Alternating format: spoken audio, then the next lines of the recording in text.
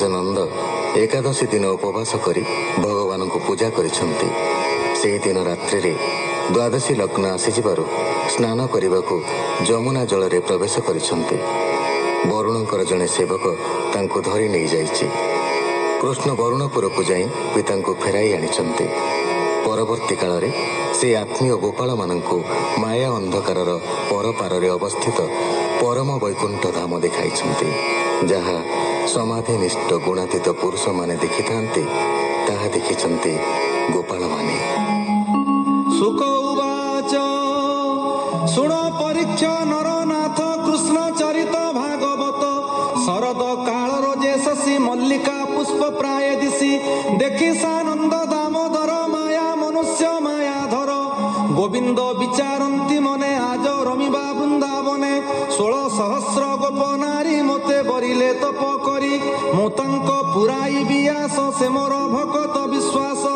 ଅନେକ ଜନ୍ମେ ତପ କରି ଏବେ ହୋଇଲେ ଗୋପ ନାରୀ। ରମିଣ ଦେବୀ ନିଜ ପୁର ଆଜ ମୁଁ କରିବି ନିସ୍ତାର। ଏତେ ବିଚାରି ବନମାଳି ଘେନିଲେ ବିରହ ମୁରଲି। ତ୍ରିଭଙ୍ଗ ଛନ୍ଦେ ହୋଇ ଉଭା ଚାରୁ ଅଧରେ ବେଣୁ ଶୋଭା। ଗୋପୀଙ୍କ ନାମ ଧରି ଧୀରେ ମୁରଲି ଡାକଇ ସୁସ୍ୱରେ। ଗୋପୀଏ ଥିଲେ ନିଜ ପୁରେ ନାଦ ଶୁଣିଲେ ଯେ ଝାଘରେ। ଦଣ୍ଡେ ଶୁଣିଲେ ସ୍ଥିର କରି ବେଣୁ ଡାକଇ ନାମ ଧରି। ଶୁଣି ହୋଇଲେ ଛନ ଛନ ବ୍ୟାପାରେ ନ ଲାଗିଲା ମନ। କର ଚରଣ ନ ଚଳଇ ମଦନେ କମ୍ପୁ ଅଛି ଦେହି। ନାଦେ ମୋହିଲେ ବନମାଳି 16 ସହସ୍ର ଗୋପ ବାଳି।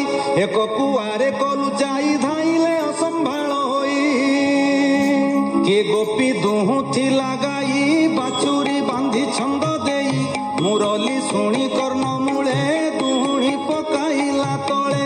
ମୁରଲି ଧ୍ୱନି ଶୁଣି ବେଗେ ଧାଇଲା ବୃନ୍ଦାବନ ଲାଗେ। କେ ବସି କାଢୁଥିଲା ସ୍ୱର ମୁରଲି ଶୁଣିଲା ସୁସ୍ୱର। ଡାକଇ ତାର ନାମ ଧରି ବେଗେ ଧାଇଲା ଗୋପ ନାରୀ। କେ କରୁଥିଲା ଦଧି ଯୋଗ ଶୁଣି ଧାଇଲା ବେଗ ବେଗ।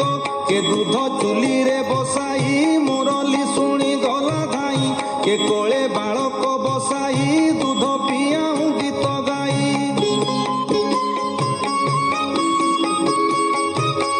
କର୍ଣ୍ଣେ ଶୁଣିଲା ବେଣୁ ଧ୍ୱନି ଡାକଇ ତାର ନାମ ଘେନି।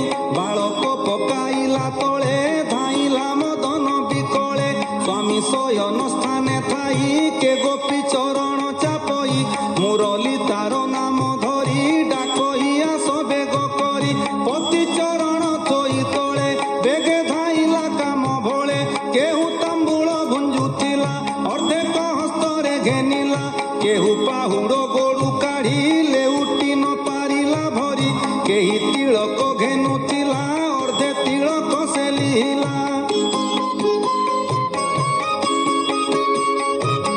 କେ ଗୋପୀ ରତ୍ନ ଚାପ ସରି ଚରଣେ ବାନ୍ଧିଲ ପାଶରି।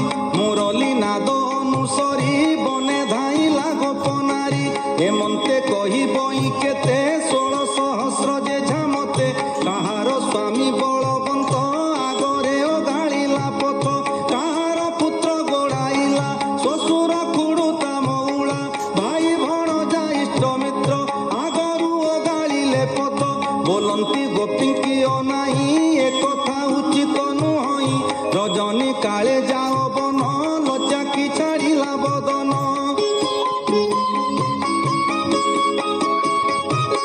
ଶୁଣି ବୋଲନ୍ତି ଗୋପବାଳୀ ବନେ ବିଜୟ ବନମାଳି। ଶୁଣ ଶୁଭଇ ବେଣୁନାଦ ମୁରଲି ବଡ଼ଇ ଆନନ୍ଦ। କ୍ଷଣେ ମୁରଲି ନାଦ ଶୁଣି ଆମ୍ଭେ ଆସିବୁ ଏହି କ୍ଷଣି। ଦାସ ବତ୍ସଳ ଭଗବାନ ମୋହିଲେ ଗୋପାଳଙ୍କ ମନ।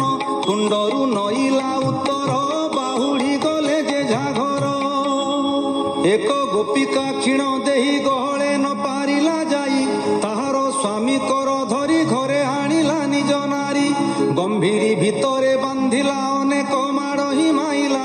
ଦ୍ୱାରେ କବାଟ ଦେଲା କିଳି ବିକଳେ କାନ୍ଦଇ ଗୁଆଳି।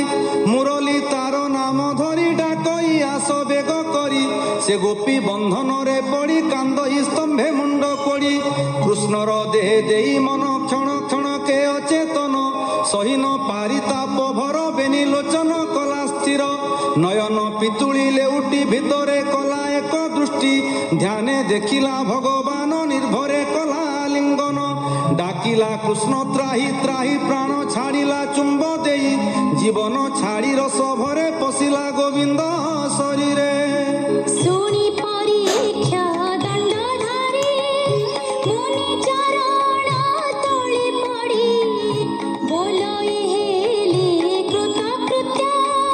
ଶୁଣି ଚରିତ ଭାଗବତ ଭଉମନି ହୋଇଲେ ଚକିତ। ତୁମ୍ଭେ କହିଲ ବିପରୀତ ପର ପୁରୁଷେ ମନ ଦେଇ ଯେ ନାରୀ ଏକାନ୍ତେ ରମୟୀ ବିତପି ବାଦ ହୋଇ ତାରେ ନରକେ ପଡ଼ଇ ନିର୍ଭରେ ସେ କିମ୍ପା ଗୋବିନ୍ଦେ ପଶିଲା। ମତେ ତ ସନ୍ଦେହ ଲାଗିଲା ସ୍ୱଭାବେ ସ୍ତ୍ରୀ ଜନ୍ମ ହୋଇ ଧର୍ମ ଅଧର୍ମ ନ ଜାଣଇ ପର ପୁରୁଷେ ମନ ଦେଲା। ସେ କିମ୍ପା କୃଷ୍ଣଙ୍କୁ ପାଇଲା। ଶୁଣି ହସିଲେ ମୁନିବର ବୋଲନ୍ତି ଶୁଣ ଦଣ୍ଡଧର। ପୂର୍ବେ ମୁଁ କହିଅଛି ତତେ ପୁରାଣ ଶ୍ରୀ ଭାଗବତେ। କୃଷ୍ଣଙ୍କୁ କରି ଶତ୍ରୁବଳ ମୁଖ୍ୟ ହୋଇଲା ଶିଶୁପାଳ। ଏ ଆଦି ଅରିପଣ କଲେ ପଶିଲେ କୃଷ୍ଣର ଶରୀରେ। ମିତ୍ର ସ୍ୱଭାବୀ ଦାମୋଦର ଏ ଆଦି ଯେତେ ମିତ୍ରବର। ମିତ୍ର ଆଇରି ଯେଣୁ ନାହିଁ ଧରିଲେ ସୂକ୍ଷ୍ମ ପଦ ପାଇ। ତାହାଙ୍କୁ ପ୍ରିୟ ପଡ଼େ ସେବି କିମ୍ପା ନହେବେ ମୁଖ୍ୟ ଭାଗୀ।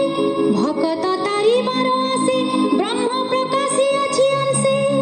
ନିର୍ଗୁଣ ହୋଇ ଗୁଣବନ୍ତ ଦାସ ବତ୍ସଳ ଗୋପୀନାଥ। ତାହାର ନାହିଁ କାମ କ୍ରୋଧ ଏକଇ ସ୍ୱଭାବ ସୁହୃଦ। ଯାହାର ମନ ହୋଏ ଲୟେ ସେ ପ୍ରାଣୀ ପଶେ କୃଷ୍ଣ ଦେହେ। ଏଣେ ତୁ ସନ୍ଦେହ ନ କର ମହାମହିମା ଯୋଗେଶ୍ୱର। ଏଣେ ନ କର ଖେଦ ଚିତ୍ତ କହଇ ଶୁଣ ଭାଗବତ। ଗୋପୀଏ ଗଲେ ରାତ୍ର